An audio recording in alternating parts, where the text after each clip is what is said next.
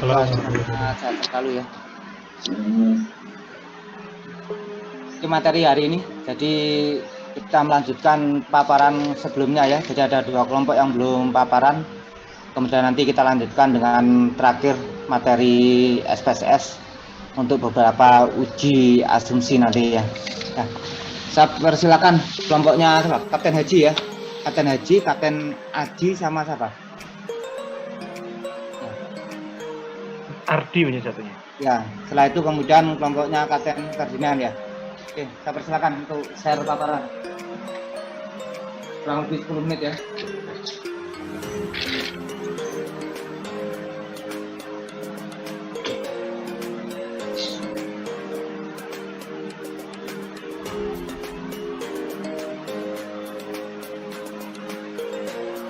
Ya masuk. Ya, Mas.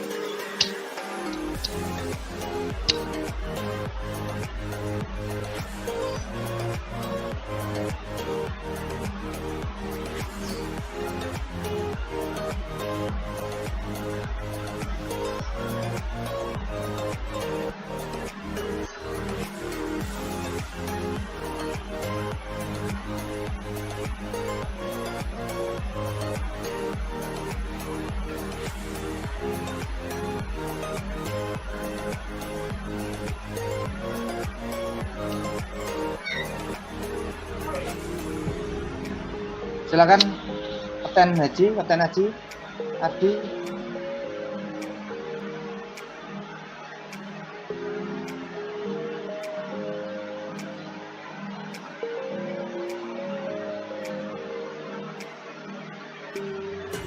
Siap, mau update masih loading.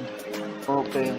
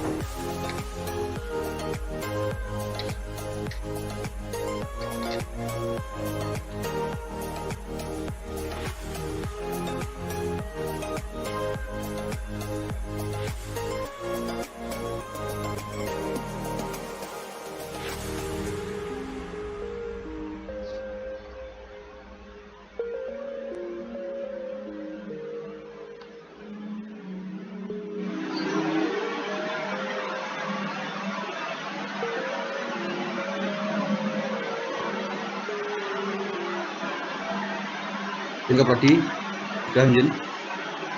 Penunjuk. Jin. Assalamualaikum warahmatullahi wabarakatuh, Jin. Belum muncul paparannya. Sudah Jin. Belum di tempat saya.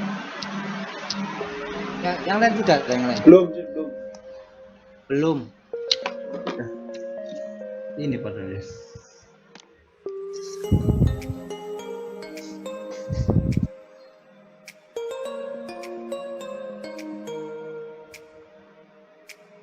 Pak Haji kalau nggak bisa share biar saya yang share. Ini udah tershare Jin. Iya, belum muncul lagi. Yang lain juga belum muncul. Di Explorer ya tampilannya ya. File manager. Belum diklik kayaknya itu. Kelompok 6 PPT uji spare itu ya. Double klik coba tadi.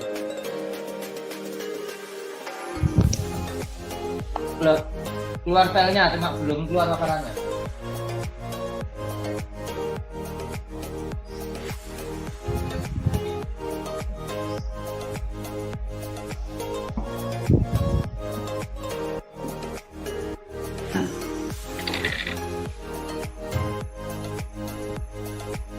Kondisi di share screen-nya diklik yang PPT-nya gitu.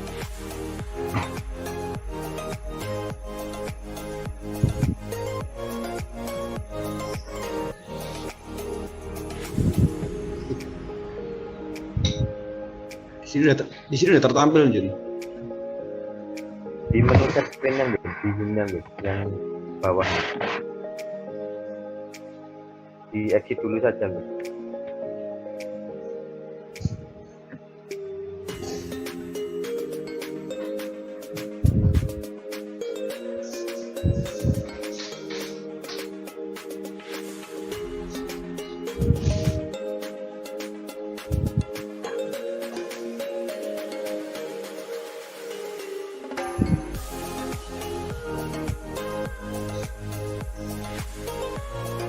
Di stop share dulu saja, Bu. Sudah ya. Sudah tertampil. Sudah lanjut.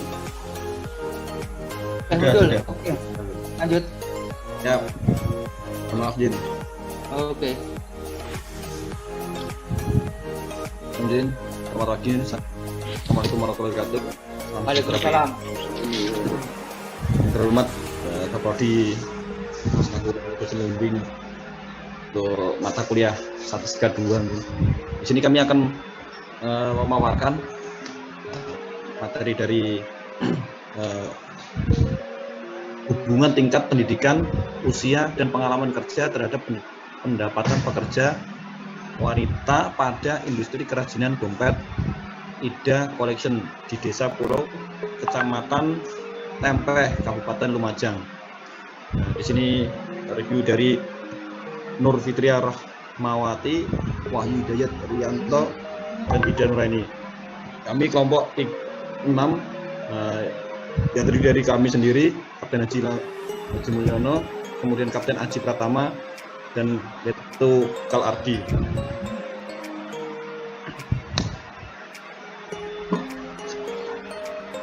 Next.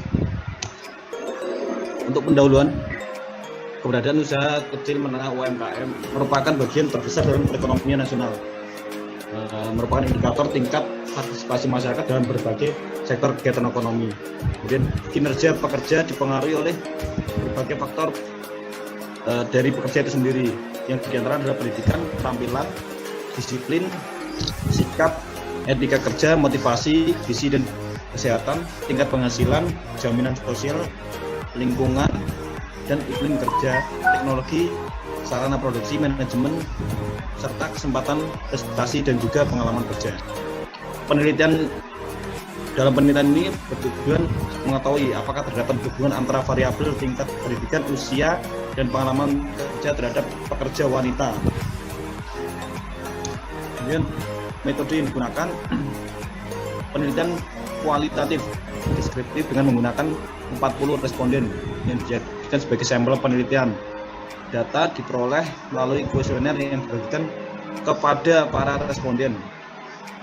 Penelitian menggunakan variabel tingkat pendidikan, usia, pengalaman kerja, dan pendapatan. Alat analisis adalah T-square untuk menjawab pertanyaan hubungan variabel tingkat pendidikan X1, kemudian usia X2, pengalaman kerja X3, dan pendapatan ada Z. T-square digunakan untuk menguji hipotesis komparatif atau menguji perbedaan antara rata-rata sampel independen dengan setiap sampel terhadap beberapa kelas. Kemudian uji statistik yang digunakan adalah Z-square, di mana uji Z-square dapat digunakan untuk menguji hipotesis apabila dalam populasi terdiri atas 2 atau lebih dinamika datanya dalam kategori rumusnya, yaitu X2 sama dengan sigma FO kurangi FE kali kuadrat per FE. X2 sendiri adalah Z-square, FO frekuensi yang diobservasi, kemudian FE frekuensi yang diharapkan. Kriteria dihubungkan berdasarkan P value. Jika nilai P value lebih besar daripada 0,05, maka HO diterima, HA ditolak, dan jika P value kurang dari 0,5 maka HO ditolak. Kemudian hasil pembahasan dari tabel pendapatan responden tahun 2018, pendapatan kurang dari sama dengan 1 juta. Jumlah responden 24 orang, persentase 58%. Kemudian pendapatan 1 juta sampai 1,5 juta 16 orang, persentase 42%, lebih dari sama dengan 1,5 juta tidak ada sama sekali. Total adalah 40%, 40 orang, persentase 100%. Tabel 2, tingkat pendidikan dari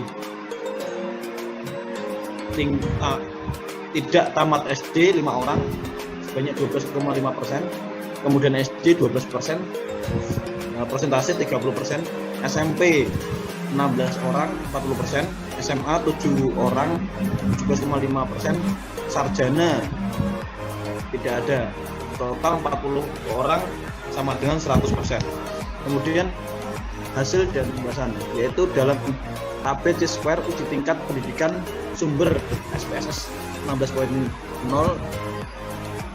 persen C-square 8,911A, artinya 3, kemudian datanya 0,03. Likelihood ratio 10,893, GF-nya 3, kemudian ASMP-nya 0,12, linear association 0,122, GF-nya 1, ASYMP-nya 0,727. Kemudian valid cases-nya 40. Dari tabel 3 menunjukkan bahwa hasil yang didapat dari metode C-square yaitu 0,030 kurang dari 0,05, sehingga dapat disebutkan bahwa tingkat pendidikan memiliki hubungan yang signifikan terhadap pendapatan. Kemudian tabel dari tabel 4, usia responden tahun 2018.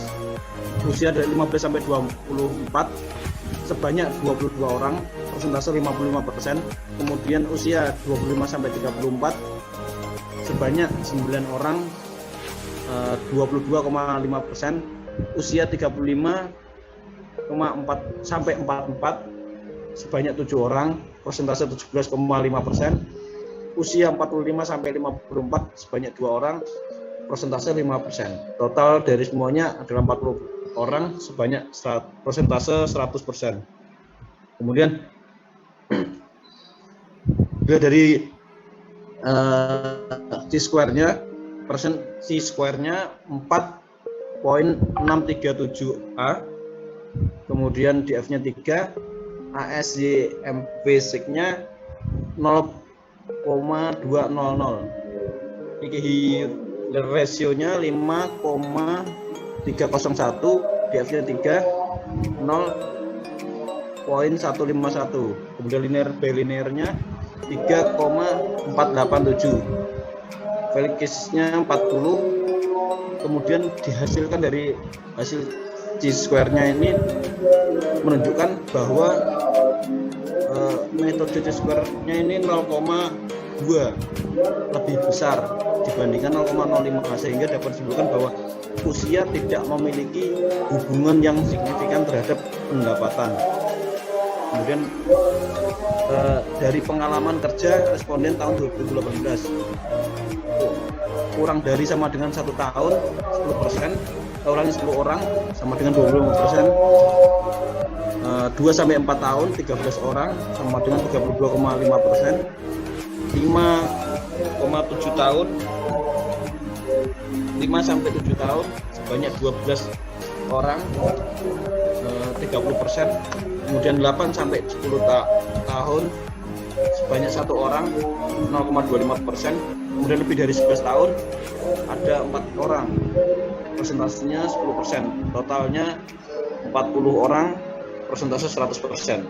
Kemudian dari hasil C-square pengalaman kerja tahun 2018 sesuai tabel menunjukkan bahwa metode C-square-nya adalah 0,014 kurang dari 0,05, sehingga dapat disimpulkan bahwa pengalaman kerja memiliki hubungan yang signifikan terhadap pendapatan. kesimpulan dari data yang diambil yaitu hubungan tingkat pendidikan, usia dan pengalaman kerja terhadap pendapatan keluarga pekerja wanita maka dapat dikemukakan yaitu pertama faktor-faktor yang berhubungan terhadap pendapatan pekerja wanita industri kerajinan dompet yaitu tingkat pendidikan dan pengalaman kerja berhubungan secara signifikan, sedangkan usia tidak berhubungan secara signifikan. Saran yang dapat diberikan yaitu dihadapkan pemerintah khususnya yang terkait dengan pemberdayaan perempuan melakukan penyuluhan dan pelatihan terhadap pekerja wanita di lokasi penelitian agar dapat meningkatkan kualitas pekerja wanita pada akhirnya dapat meningkatkan pendapatan ke keluarga. Kemudian perlunya penelitian lebih lanjut dan mendalam terhadap kontribusi pekerja wanita dalam pembentukan pendapatan keluarga dengan alat analisis dan metode penelitian yang lebih baik, khususnya penelitian di Desa Pulo, Kabupaten Lumajang. Demikian yang dapat kami sampaikan. Mohon saran selanjutnya. Terima kasih. Assalamualaikum warahmatullahi wabarakatuh. Waalaikumsalam warahmatullahi wabarakatuh. Ya, terima kasih ya untuk kelompok 6. Katan Haji, Katan Abdi paparannya. Jadi hubungan antara apa tadi? Tingkat pendidikan, usia dan pengalaman kerja ya. Siap. Nah, terhadap pendapatan ya, terhadap pendapatan. Jadi di situ bisa dengan uji square bisa dilihat dari nilai signifikansinya ya. Jadi kalau nilai signifikansinya itu kurang dari alfa, betul ya? Kalau kurang dari alfa apa? Terima nol apa tolak nol? Apa? Siap, udah kurang terima tolak nol. Ayo. Kalau nilai signifikansi kurang dari alfa berarti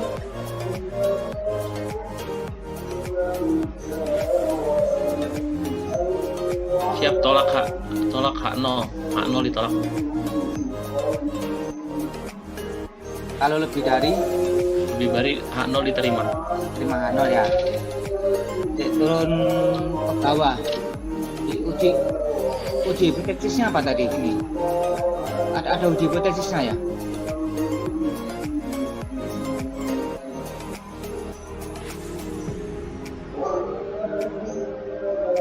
H0 HA-nya apa? Ada nggak?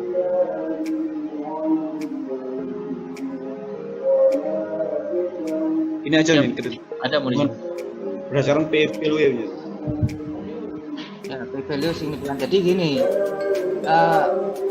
kita harus menentukan uji hipotesisnya dulu ya dalam penelitian. Jadi kalau seperti ini biasanya H0-nya itu adalah ada hubungan antara X dengan Y, gitu ya. H0-nya itu aja, nah ada hubungan. Nah kalau HA atau H1, HA sama H1 sama aja ya. HA atau H1-nya adalah tidak ada hubungan, gitu ya. Jadi kalau ada hubungan berarti terima H0, kalau tidak ada hubungan berarti tolak H0, gitu ya. Nah, kalau tadi tingkat tabel tingkat pendidikan coba dikeluarkan, tabel tingkat pendidikan. Karena ada yang keliru ini kayaknya. Terus ke bawah yang nilai passion lah ini tingkat pendidikan ya. Oke tadi yang tadi. Nah, kita lihat khususnya di baris persen T-square. Nah, nilai apa? Signifikansinya berapa nilai signifikansinya? 0,03 ya. Yang sebelah kanan itu ya. Siap, 0,03. Nah, 0,03 itu berarti kurang dari 0 apa lebih dari 0? Lebih dari 0. Nah, 0,03 kurang dari H0, kurang dari 0,05. Nah, kalau kurang dari alfa atau 0,05 itu harusnya terima H0. Nah, terima H0 itu artinya apa? Bahwa tingkat pendidikan memiliki hubungan yang signifikan dengan pendapatan. Betul ada hubungan. Nah, tapi yang itumu salah tadi, yang slide-mu tadi yang itu. Ke atas. Nah ini nilai p-value kurang dari 0,05 itu H0 diterima. Kebalik ini. Kalau lebih dari itu tolak H0. Gitu ya. Tadi kan 0,03 kan kurang dari 0,05, tapi terima H0 kan gitu. Terima H0 itu apa? Ada hubungan antara tingkat pendidikan dengan pendapatan. Nah, sedangkan yang usia, kamu lihat di tabel usia, tabel G-square-nya usia. Turun ke bawah. Turun. Nah, usia. Berapa nilai persen G-square-nya? 0,2. Nah, 0,2 lebih dari 0,05. Berarti tolak H0 lebih dari kan? Tolak H0 apa? Bahwa usia tidak memiliki hubungan. Kalau kita tolak H0 berarti kan terima HA atau alternatif, berarti tidak ada hubungan. Jadi H0 itu ada hubungan, kalau HA atau H1 itu tidak ada hubungan. Nah, berarti slide yang tadi yang salah ya, diperbaiki. Jadi kalau lebih itu tidak ada hubungan, kalau kurang dari itu ada hubungan atau terima H0. Sedangkan kalau kita lihat di bawah yang apa? Pengalaman kerja, turun ke bawah. Di square pengalaman kerja. Turun ke bawah. Slide turunkan ke bawah. Turun. Nah, ini untuk pengalaman kerja. Berapa nilai signifikansinya? 0,014. Kurang dari apa lebih dari 0,05? Kurang dari ya? Kurang dari. Kalau kurang dari berarti terima H0. Kalau terima H0 apa? Berarti ada hubungan antara pengalaman kerja dengan pendapatan. Betul kan ya? Berarti yang salah slide yang tadi itu.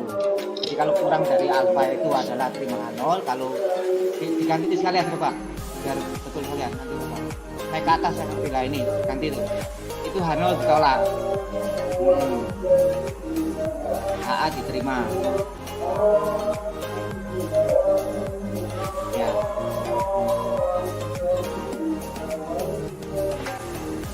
Kalau itu baliknya itu yang kurang dari H0 diterima, HA ditolak.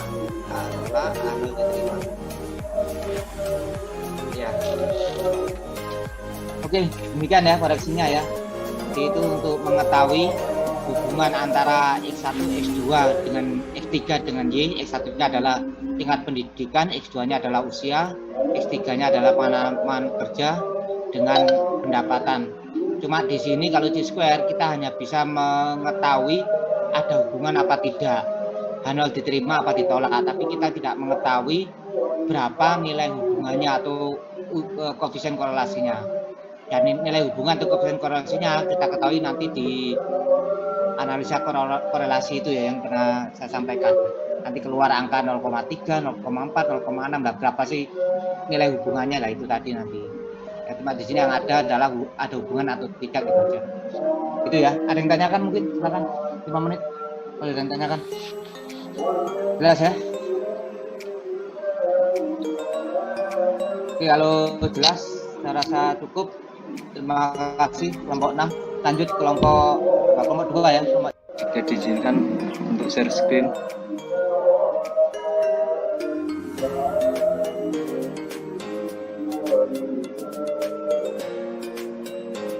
Sudah Pak Dani, silakan. Mohon izin, apa sudah tertampilnya? Review jurnal dengan judul Studi Dampak COVID-19 terhadap hasil belajar geografi di SMA Negeri 1 Sigul di Lombok. Kelompok 2 terdiri dari Kapten Ferdinand, kami sendiri Kapten Dani dengan Kapten Adil Sabsom. Untuk ruang lingkupnya, yang pertama adalah judul, pendahuluan, tujuan penelitian, metode penelitian, pembahasan, dan kesimpulan. Judul penelitian dari jurnal yang kelompok kami review yaitu studi dampak COVID-19 terhadap hasil belajar geografi di SMA Negeri 1 Sigul. Penulisnya Animar dan Siti Arniwulandia dari Program Studi Statistika Fakultas Matematika dan Ilmu Pengetahuan Alam Universitas Hamsanwadi Lombok Timur. Berikutnya pendahuluan. Untuk kegiatan belajar mengajar di sekolah harus terhenti tiba-tiba karena wabahnya COVID-19. Dan ini bukanlah kondisi yang ideal. Kehilangan waktu belajar di sekolah secara signifikan mengakibatkan berkurangnya waktu belajar siswa yang mengakibatkan menurunnya kesempatan siswa untuk memperoleh pengetahuan secara langsung dari guru. Seluruh jenjang pendidikan dari sekolah dasar sampai perguruan tinggi diharuskan belajar dari rumah karena pembelajaran tatap muka ditiadakan untuk mencegah penularan COVID. Padahal tidak semua pelajar terbiasa belajar melalui online, apalagi guru dan dosen. Masih banyak yang belum mahir mengajar dengan menggunakan teknologi internet atau media sosial, terutama di daerah-daerah. Untuk tujuan penelitian, yaitu untuk mendapatkan informasi secara kuantitatif mengenai dampak pandemi COVID-19 terhadap hasil belajar sebelum dan sesudah pandemi pada mata pelajaran geografi di SMA Negeri 1 Sikut menggunakan metode uji T sampel berpasangan atau peer sample t-test. Metode penelitiannya, data yang digunakan dalam penelitian ini adalah data primer yang diperoleh dari hasil observasi pada populasi siswa kelas 11 Ilmu Pengetahuan Sosial SMA Negeri 1 Sikut. Selanjutnya digunakan 30 sampel dari populasi tersebut. Desain eksperimen yang digunakan adalah pretest, post-test, control group design. Langkah-langkah proses pengumpulan data pada percobaan ini sebagai berikut. Yang pertama, data pretest dikumpulkan sebelum terjadinya wabah COVID, tepatnya pada Februari 2020, di mana proses pembelajaran masih dengan tatap muka. Yang kedua, data post-test dikumpulkan setelah terjadinya wabah COVID-19 pada Juni 2020, di mana proses pembelajaran sudah secara online. Selanjutnya, data pretest dan post-test akan dianalisis menggunakan uji T sampel berpasangan dengan bantuan software SPSS. Pembahasan data pretest dalam penelitian ini ditentukan mulai nilai hasil belajar siswa sebelum COVID mewabah, dan post-test dalam penelitian ini ditentukan melalui nilai hasil belajar siswa setelah COVID mewabah. Hal ini bertujuan untuk dapat melihat dan memberikan penilaian atas perbandingan kedua data tersebut. Tabel ini adalah hasil analisis dari software SPSS, di mana hasil uji T sampel berpasangan diperoleh T hitung sebesar 10,698 dengan nilai signifikan sebesar 0,00. Hipotesis awal atau HO ditolak jika nilai T hitung lebih dari T table, sehingga dengan menggunakan tingkat signifikansi alfa sama dengan 0,05 diperoleh nilai T table 2,045. Artinya hipotesis awal tersebut ditolak. Penolakan HO mengindikasikan bahwa terdapat perbedaan rata-rata hasil belajar geografi siswa kelas 11 IPS saat sebelum terjadi wabah COVID dengan setelah terjadinya wabah COVID. Untuk tabel ini adalah hasil analisis data yang ditampilkan di atas. Diketahui bahwa nilai rata-rata hasil belajar siswa pada saat proses pembelajaran dilakukan secara tatap muka sebesar 86,27, lebih baik dibandingkan nilai rata-rata pada saat proses pembelajaran dilakukan secara online, yaitu sebesar 75,73. Kesimpulannya, pembatasan sosial berskala besar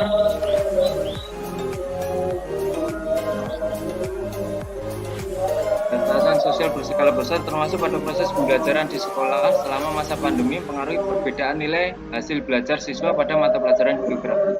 Banyaknya keterbatasan akibat pembelajaran secara online selama masa pandemi mengakibatkan turunnya rata-rata nilai hasil belajar geografi siswa secara signifikan. Hasil uji T sampel berpasangan mengindikasikan bahwa terdapat perbedaan rata-rata hasil belajar geografi siswa kelas 11 IPS saat sebelum terjadinya wabah COVID dengan setelah terjadinya wabah COVID. Mungkin sekian dan terima kasih. Sekian paparan dari kelompok 2. Mungkin ada saran, usul, sanggahan. Terima kasih izin Kak Prodi Monaran. Terima kasih untuk kelompok 2. Ini uji T berpasangan ya? Iya, jurnal uji T berpasangan ya? Siap. Ya, jadi jurnal uji T berpasangan. Jadi ada 2 kelompok data ya. Jadi kelompok data sebelum dan sesudah ya, secara berpasangan dengan cirinya adalah pasti cirinya adalah jumlah sampelnya sama ya. Namanya berpasangan pasti sampelnya sama ya. sampelnya pada sampel yang sama diperlakukan dua perlakuan ya, dua perlakuan artinya nilai belajarnya sebelum pandemi dan nilai belajarnya setelah pandemi, sebelum dan setelah pandemi, seperti itu ya. Itu UJT berpasangan, jadi hanya 2 kelompok data. Oke ya, mungkin ada yang tanyakan, sampaikan, silakan. Ini sebagai referensi para mahasiswa aja ya. Jadi referensi itu artinya, nah kalau tadi kita lihat jurnal ini jurnalnya perguruan tinggi di Lombok ya. Iya, nah, Lombok ya. Universitas yang nggak tahu ya. Sikap gitu. Pokoknya gampang, hanya menggunakan UJT gitu aja selesai gitu ya. Cepat ya. Gitu. Jadi skripsi yang baik itu skripsi yang cepat selesai katanya gitu ya. Cepat selesai, cuma ada standar minimalnya ya. Kalau standar minimalnya ini ya pasti kita lihat dari mana kan gitu ya, ketahuan dari mananya kan gitu ya. Itu. Saya rasa cukup untuk paparan ya. Silakan ditutup dulu. Ini tugas yang telah saya berikan ke mahasiswa yang ada 5 kelompok itu. Silakan kalau ada yang tanyakan, kalau ada yang sudah baca, kalau ada yang masih bingung atau apa, ada yang tanyakan silakan. Jadi pertama yang perlu saya sampaikan bahwa saya nggak tahu lengkapnya ya, ada apa enggak, sepertinya nggak ada. Jadi materi yang saya berikan untuk tugas 5 kelompok itu ya, baik itu materi Sisko maupun skripsi itu sepertinya tidak ada datanya, kan nggak ada datanya ya, nggak ada datanya, karena datanya itu memang selalu berada di lampiran biasanya seperti itu ya, karena jumlahnya banyak selalu berada di lampiran. Datanya apa saja yang saya maksud, data itu bisa berupa pertanyaan-pertanyaan kuesionernya atau lembar kuesionernya ya. Lembar kuesioner itu apa saja tanyakan itu ya. Kemudian data hasil kuesionernya sendiri, hasil pengisian kuesionernya itu pasti nggak ada di laporan, karena jumlahnya banyak, biasanya sering ditaruh di lampiran. Sedangkan di materi yang saya berikan mungkin nggak ada lampirannya ya, sehingga mungkin nggak bisa membaca data secara lengkap ya. Yang ada hanya hasil dan pembahasan ya, hasil dan pembahasannya di situ. Untuk mengetahui datanya seperti apa, sebagai contoh aja, supaya mengetahui kira-kira kalau membuat skripsi model seperti itu apa sih contoh kuesionernya seperti apa, dan nanti datanya hasil kuesionernya seperti apa, tuh hasil datanya seperti apa gitu ya.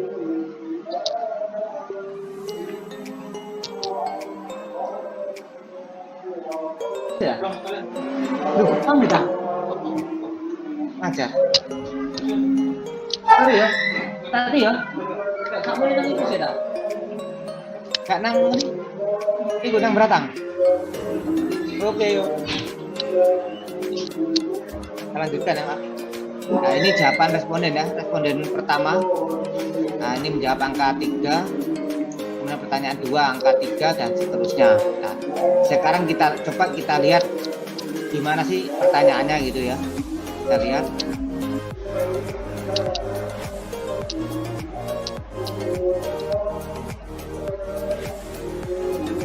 Berhenti nih ya.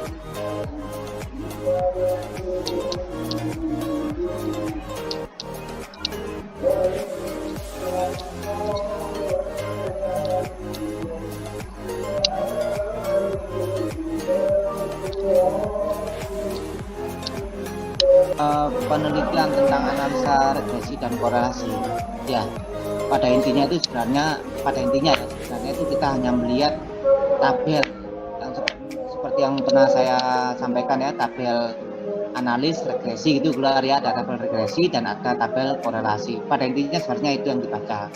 Tapi untuk penelitian analisa regresi korelasi, sebelum kita melakukan uji analisa regresi korelasi, kita perlu melakukan lebih dulu namanya uji asumsi data.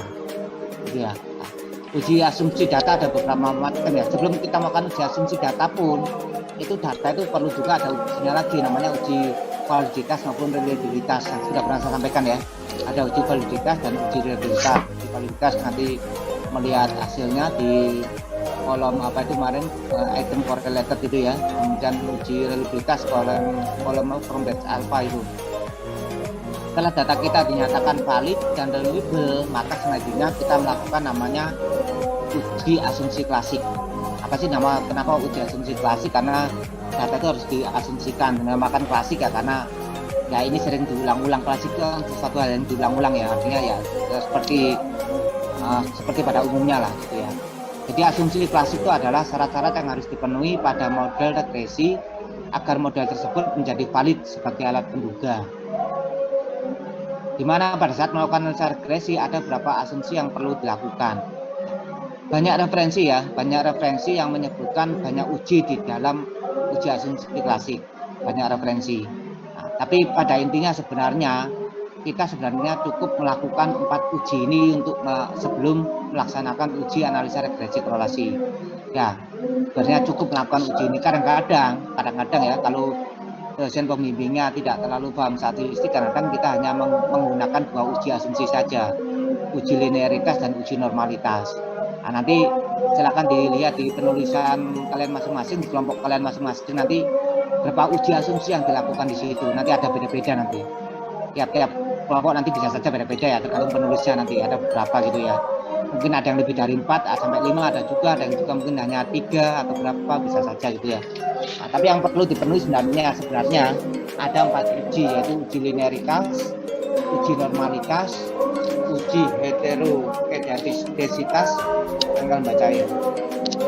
Kemudian yang keempat adalah uji linearitas. Apa sih uji linearitas? Jadi uji linearitas digunakan untuk mengetahui apakah model regresi bersifat model linear apa non-linear. Linearitas adalah sifat hubungan yang linear antar variabel, artinya setiap perubahan yang terjadi pada satu variabel akan diikuti perubahan dengan besaran yang sekitar pada variabel lainnya. Nah, pada intinya uji linearitas untuk melihat apakah data kita nanti merupakan data linear apa bukan. Karena kita melakukan uji regresi linear, sehingga karena kita melakukan uji regresi linear maka data kita harus linear. Kalau data kita tidak linear ya tidak bisa kita lanjutkan dengan uji regresi linear gitu ya, karena kita melakukan uji regresi linear. Nah, bagaimana cara melihat data kita linear apa tidak? Maka cara melakukan uji linearitas dengan SPSS ya dapat dilakukan dengan menggunakan fungsi compare means. Ya, umpama kita punya data ini hubungan antara X dengan Y, X dengan Y sudah sering buka ya, jadi sudah punya gambaran.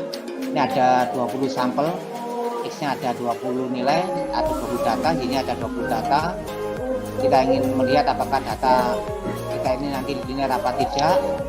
Ya, maka ya, nanti silakan dicoba ya, kalau mau dicoba. Maka kita klik analis ya, kemudian compare means ya, kemudian diisikan, nanti keluar seperti ini ya, keluar seperti ini. Nanti dependent list, variable Y dimasukkan ke sini, ke atas ini ya, kemudian variable X dimasukkan ke independent ini ya, tinggal dimasukkan seperti biasanya. Kemudian klik tombol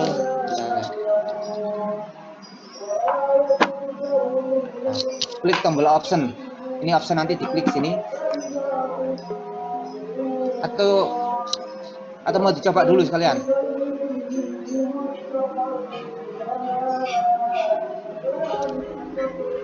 Bisa coba sambil ini ya. Silakan dibuka SPSS-nya dulu. Silakan dibuka SPSS. Nah, nanti masukkan data ini coba. Ini yang muncul. Ya. Nah, ini contoh kuesionernya ya. Jadi sebenarnya dalam analisis regresi korelasi itu sebenarnya kekuatannya itu ada di kuesioner sebenarnya. Ya. Jadi apa jawaban dari respon itu, apa kata kuesioner kan sebenarnya seperti itu ya. Jadi kesusahan pertama itu adalah ada di bagaimana cara kita membuat kuesionernya. Karena apa? Karena kuesionernya itu harus nanti harus bisa menggambarkan nantinya ya, menggambarkan apa yang kita inginkan ya. Dan pertanyaannya itu jawabannya harus sesuai. Nanti kita lihat ya. Beda kalau kuesionernya dalam AHP. Kalau kuesioner dalam AHP itu kuesioner dalam AHP itu kan hanya melihat pada struktur hierarki yang ada kan gitu ya, kira-kiranya apalah. Jadi awal kalau AHP itu kan awalnya harus kita buat ke struktur hierarkinya dulu. Jadi bagaimana, apa kriterianya, apa subkriterianya, mungkin nah itu kekuatannya di situ yang mungkin perlu pemikiran. Nah kalau di kuesioner analisis regresi korelasi itu adalah di pertanyaan-pertanyaannya ini, contoh seperti ini ya. Silakan dibaca secara singkat aja. Di awal pasti kita tanya ya nomor akademi, nama, kop, usia, karena ini nanti sebagai tambahan untuk deskripsi data responden ya. Deskripsi data responden nanti kalau yang sudah membaca pasti ada nanti deskripsi data responden. Jadi nanti kita punya tabel usia, tabel jenis kelamin, mungkin seperti itu ya. Mungkin tabel pangkat dan sebagainya. Jadi sudah mengetahui jenis kelamin laki-lakinya berapa, perempuannya berapa, usia yang menjawab itu interval dari usia berapa sampai berapa gitu ya, mungkin seperti itu. Nah betul, ini ulangi. Ini 1 sampai 5 ya, 1 sampai 5. Ada kolom yang telah disediakan, isilah skor antara 1 sampai dengan 5. Penilaian disesuaikan dengan pendapat para taruna. Apakah sangat setuju? Setuju? Ya, ini ada beberapa penulisan ya, ada beberapa penulisan yang sekarang ini menghilangkan kata netral. Karena kata netral itu sepertinya kurang kurang punya sikap istilahnya ya. Sehingga biasanya diganti dengan kurang gitu ya, kurang setuju, kemudian tidak setuju, sangat tidak setuju. Jadi kalau sangat tidak setuju berarti menjawab angka 1, kalau tidak setuju angka 2, kurang setuju angka 3, kalau setuju angka 4, kalau sangat setuju angka 5. Ini yang dinamakan skala Likert ya. Skala Likert itu bisa 1 sampai 5, ada juga yang bisa 1 sampai 4. 1 sampai 4 contoh mama dia menghilangkan kurang setuju, bisa saja nggak ada masalah. Jadi sangat setuju 1, tidak setuju 2, setuju 3, sangat setuju 4 bisa. Nggak ada masalah. 5 pun juga bisa, nggak ada patokan. Ini ya.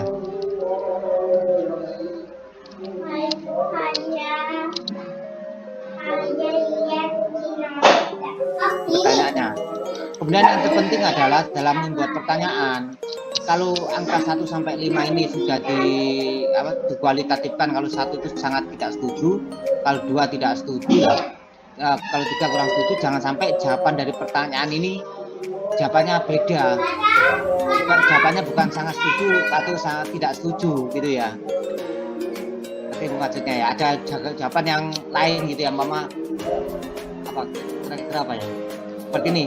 Sebelum latihan navigasi, dosen mata kuliah navigasi mengajar sangat berpengalaman dan berkualitas serta menguasai materi yang diajarkan. Nah, tinggal menjawab. Sangat tidak setuju, tidak setuju, kurang setuju, setuju apa, sangat setuju. Gitu. Jawaban yang lain apa ya? Yang setuju.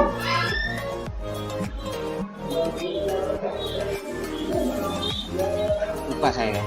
Tapi ada juga yang pertanyaan itu jawabannya itu tidak bisa memilih kata-kata setuju, karena jawabannya bukan setuju gitu ya, bukan setuju atau tidak setuju, jawabannya yang lain kan gitu akhirnya. Ini pertanyaannya gini kok jawabannya kok bukan setuju tidak setuju gitu ya, jawabannya yang lain lah, itu yang pertanyaan yang salah, sehingga nanti responden bingung untuk menjawab gitu ya, karena ada terjadi seperti itu. Nah jadi kalau biasanya dosen atau pembimbing biasanya mengecek daftar pertanyaan itu, daftar pertanyaannya sudah sesuai enggak dengan jawaban yang ada gitu ya. Ini juga nanti berlaku ya kalau mama kalian mengambil skripsi tentang strategi pengembangan gitu ya. Strategi dalam penentuan faktor internal eksternal, nanti jawabannya juga gitu. Sama, jawabannya nanti ada jawaban 1 sampai 4 gitu kalau nggak salah ya. 1 sampai 4 nanti jawabannya sama. Jadi ada jawaban yang bisa aja jawaban yang beda nanti. Cara penyampaian dosen mata kuliah navigasi sangat menarik sehingga tidak membosankan dan tidak membuat taruna mengantuk kelas. Nah, itu ya terserah dosen, artinya responden ini adalah orang yang mengalami kejadian tersebut gitu ya, orang yang mengalami kejadian tersebut dan dia menjawab sesuai apa yang dialami kan gitu ya. Seperti itu. Jadi yang jawaban yang di Excel tadi itu merupakan jawaban dari responden yang setelah diisi ini. Jadi ini setelah ini diisi baru dimasukkan ke dalam Excel tadi. Itu ya. Dan ini seterusnya ya. Ini untuk variabel X1 latihan bernavigasi. Kita lihat tadi ada 10 pertanyaan betul ya. Nah ini ada 10 pertanyaan maksudnya ya. Kemudian variabel X2 praktek bernavigasi itu ada apa ini 10 pertanyaan juga ya. Kemudian variabel X3 penggunaan peralatan latek navigasi ada 13 pertanyaan kalau nggak salah tadi ada 13 pertanyaan betul ya. Excelnya tadi kan 13. Kemudian variabel Y-nya keahlian atau kemampuan bernavigasi ada 10 pertanyaan. Oke, sampai sini ada yang tanyakan mungkin untuk pengisian kuesioner, cara membuat kuesioner dan pengisian ya nilai hasil kuesioner. Silakan kalau ada yang tanyakan. Seperti izin bertanya, Bro. Ya, silakan. Pak Nadil. Untuk kebetulan di skripsi yang kelompok kami itu ada seperti itu, mungkin ada kuesionernya, ada hasilnya juga mungkin. Lengkap punya lengkap. Untuk yang dikumpulkan berarti Excel-nya juga mungkin. Gimana maksudnya? Untuk dikumpulkan ke tabloidnya untuk PPT berarti dengan Excel-nya juga pengisian. Gak usah. Paparan kan paparan ini aja. Bab 1 sampai bab 5 saja. Untuk paparannya saja. Ya, paparannya aja. Jadi paparan bab 1-nya itu latar belakangnya apa, terutama itu tujuan penelitian biasanya apa lah, sesuai itu ada itu ya. Kemudian bab 2 nanti ringkas saja. Ringkasnya biasanya variabel X-nya itu tentang apa, X-nya ada berapa mungkin ya, X1, X2 atau berapa, kemudian variabel Y-nya apa saja, supaya apa teman-teman para mahasiswa yang lain juga mengetahui kan gitu ya. Kemudian variabel Y-nya apa saja, itu bab 2 terutama di situ. Kemudian bab 3 itu terutama di flowchart metode penelitiannya aja, kalau ada flowchart metode penelitiannya gitu ya, flowchart atau diagram alirnya. Kemudian bab 4 itu adalah hasil dan pembahasan, jadi seperti tabel-tabel tadi ya, tabel data responden, kemudian tabel hasil regresi, hasil korelasi, kalau ada uji asumsinya apa saja ya, normalitas atau apalah seperti apa, dan penjelasannya seperti apa, seperti yang pernah saya sampaikan ya, membaca tabelnya itu. Nah, itu aja. Kemudian bab 5 biasanya rata-rata 5 bab ya, tergantung bab masing-masing ya, tergantung penulisan masing-masing. Biasanya rata-rata ada 5 bab. Bab 5 itu adalah nanti kesimpulan dan saran, kalau itu ya persis sesuai apa yang ada, hanya mungkin kalimatnya aja yang dipersingkatkan gitu ya. Gitu ya. Ya, kata Nadil. Ya, silakan kalau ada yang lain. Oke, kita lanjutkan.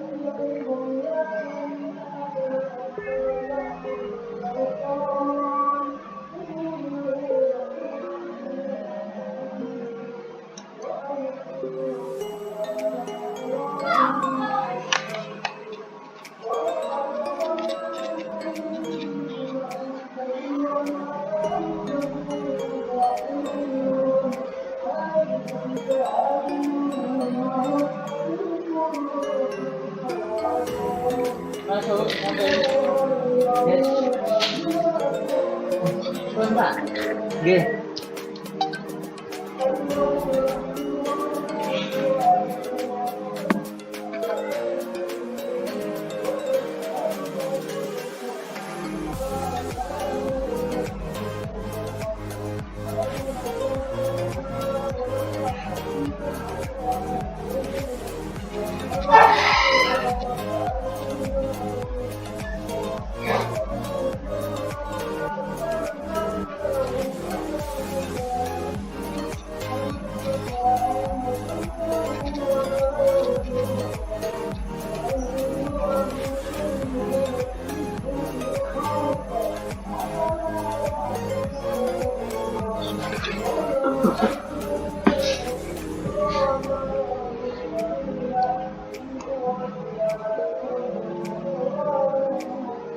Wajib ke prodi.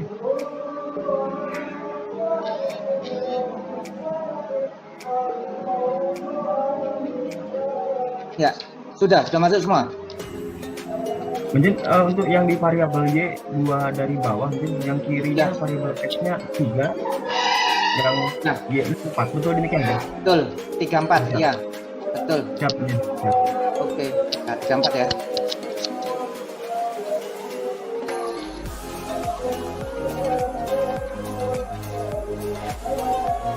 Oke, sudah masuk semua? Atau ada yang perwakilan sudah masuk? 50% sudah masuk, sudah cukup, gak apa-apa. Masuk ya? Selesai? Kalau selesai, coba yang sudah selesai dimasukkan ini ya.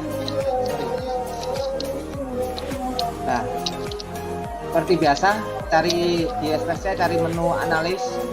Masih ingat ya, analis yang di atas tengah itu ya. Nah, habis analis nanti cari compare min, ada ya? Ada? Ada ya. Compare min ada? Habis compare min, nanti cari means.